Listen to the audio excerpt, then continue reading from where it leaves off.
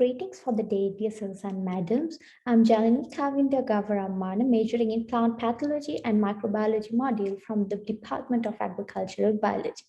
The title of my research is Abundance and Diversity of Phosphate Solubilizing Bacteria, PSB, in paddy soil under different fertilizer treatments and their biopriming effect on seed germination and growth promotion.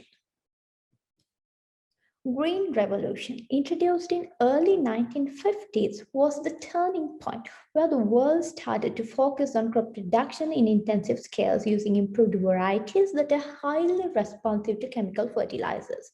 Even in Sri Lanka, paddy farming gradually changed from organic background to complete dependence on chemical fertilizers. Introduction of synthetic fertilizers resulted several positive and negative impacts on society and environment at large. Therefore, the continuous usage of synthetic fertilizers has become a topic of discussion, and finally today, the country has banned the usage of chemical inputs in agriculture. Even before this banning, eco-friendly fertilizer technologies was introduced as a result of a multidisciplinary project started in year 2016 in order to reduce the chemical fertilizer usage in paddy cultivation. This project introduced a package comprised of slow-release fertilizer and microbes. In this research, the PSB analysis is conducted for paddy soils treated with this package. Bacteria having the phosphate solubilizing ability is termed as phosphate solubilizing bacteria. They mineralize the insoluble phosphorus and make them available for the plants to uptake. Seed biopriming is a pre-sowing approach that influences the seedling development while stimulating the pre-germination metabolic activities and germination rate that finally aids in our seed germination.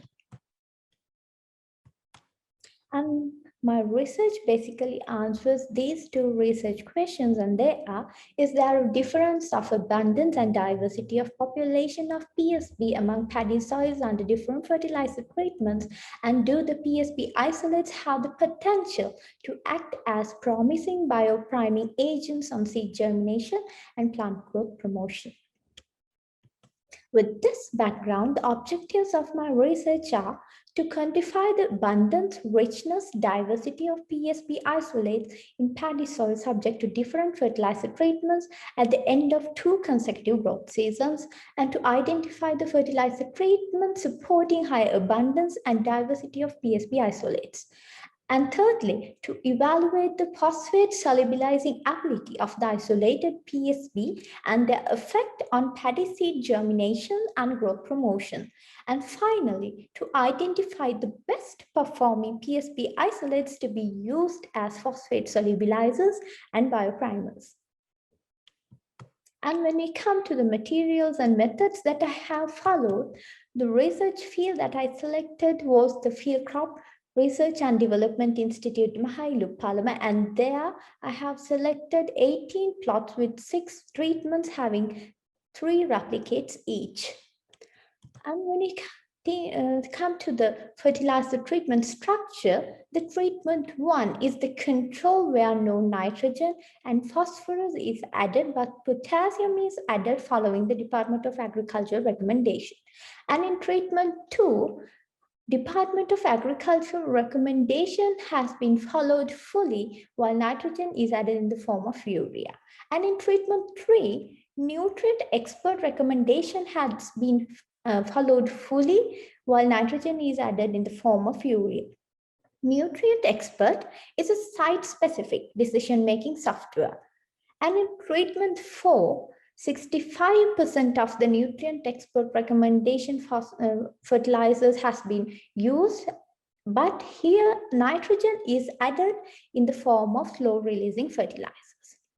In treatment 5 and in treatment 6, 65% of the nutrient expert recommendation has been followed along with addition biofertilizers.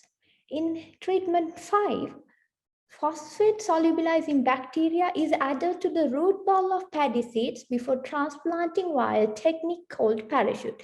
But in treatment 6, the PSB and the cyanobacteria both has been added at the transplanting stage. And this is the method that I have followed from the collection of soil from the field up to the preparation of dilution series. And 10 to the power minus 3 dilution level was used for the enumeration of PSB on PVK media. Morphologically different bacterial colonies appeared on the media was used for the data collection. And 32 morphologically different bacterial colonies were identified and they were given separate codes. And these differentiated bacterial isolates were recultured on PVK and NB-rich media to observe the halo development. And halo is a transparent zone around the bacterial colony that can only be given by the bacteria having the phosphate solubilizing ability. And thereby, I could identify 16 bacterial isolates having the phosphate solubilizing ability. And these 16 bacterial isolates were used for the overnight seed dip in bacterial cell suspensions, and they were allowed for seed germination. And finally, microscopic observation of the root hair density was conducted. And at day 3, the data was collected to calculate the germination percentage, radical length was measured, plumule length was measured, and finally, seedling vigor index was calculated. And this is the method that I have followed for my statistical analysis. And where we have come for the results and discussion. Treatment 1 showed the highest PSB abundance. This is because the need to mobilize phosphorus is required highly in soils where phosphorus is present in more complex and unavailable forms, just like in treatment 1. And the lowest abundance was reported by treatment 3.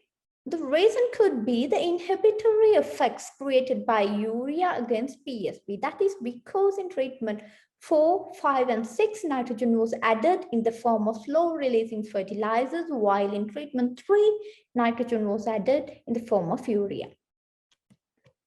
And there was no significant difference among the means of tested treatments was reported for the colony forming unit richness. And when you come to the percentage relative abundance, the treatment 1 has shown a unique PSB isolate profile when compared to the rest of the treatment. And the bacteria A, which is circled in red color, in treatment 1 has shown the highest relative abundance percentage. And the bacteria Q, BB, JJ, DD, and we can observe repeating in the treatments other than treatment 1 in the way that I have presented in the right side of the slide. And there is no significant difference among the means of tested treatments was reported for the Shannon and Weiner diversity index.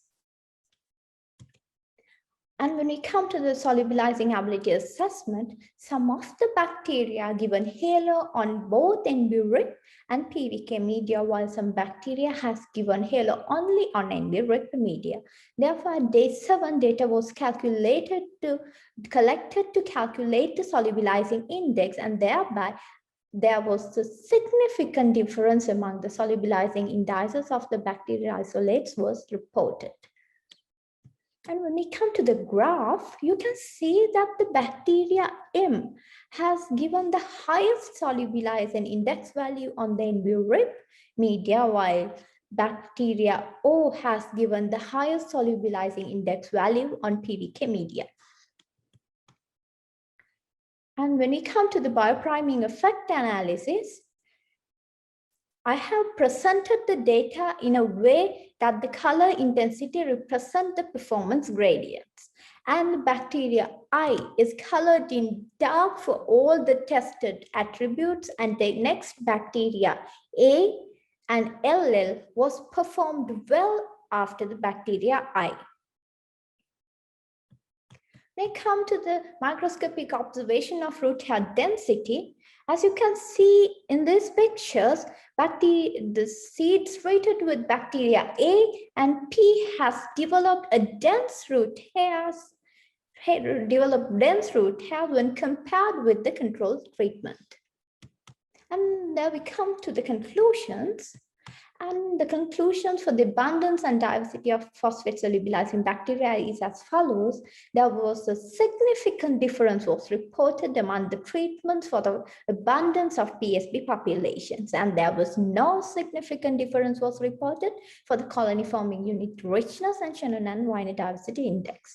And when you come to the phosphorus solubilization conclusions, bacteria M, U, and X was identified as the best performing phosphate solubilizers on MB RIP, while bacteria O, X, and M was identified as the best performing phosphate solubilizers on PVK media.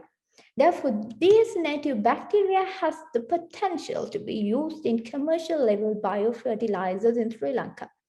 And when we come to the seed biopriming, bacteria I, A, and LL was identified as the best performing bioprimers, and thereby these native bacteria have the potential to be used in commercial level biofertilizer, commercial level pre-sowing seed treatments in the country.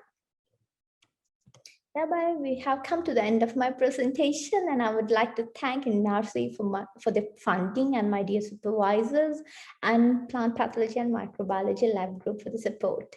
And these are my references, and thank you very much all for listening.